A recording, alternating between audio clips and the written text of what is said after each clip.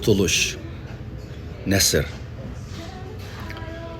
Qaçanmı ötmüşnün sırtmıqıdan qutulğılı bola. Qaçanmı əslimile qaynımıdan çıqqılı bola.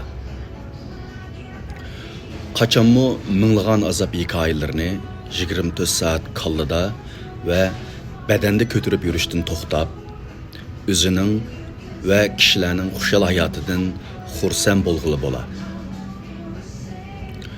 Ötmüşni unutuş, özünü unutuş deydi. Menimce bu ras. Ötmüşni unutuş, asilikning bir şekli.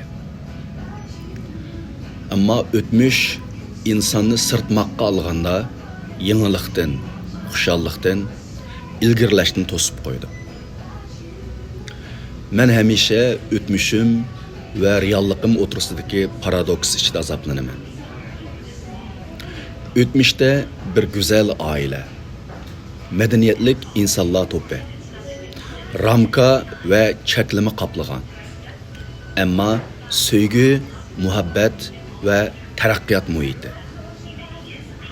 Hazır bolsa, üzümnün yalğızlığının kıymetini en güçler biladigan bir ruhani tuygu. Etraf erkin ve çeksiz boşluk.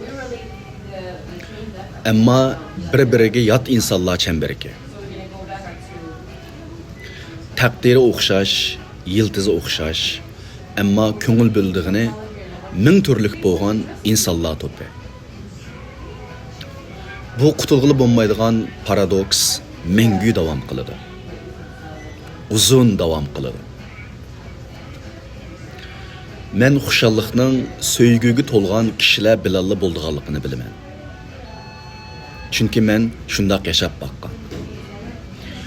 Amma qalb tinchliqi bilan ruhiy amillikka erishishga qarshi harakatdan xushalliq topadigan insonlar to'pida o'zingizni mengu musofir his qilasiz. Güzel o'tmishni unutayolmaymiz. Reallikqa bosh egishni xohlamaysiz. Balkim.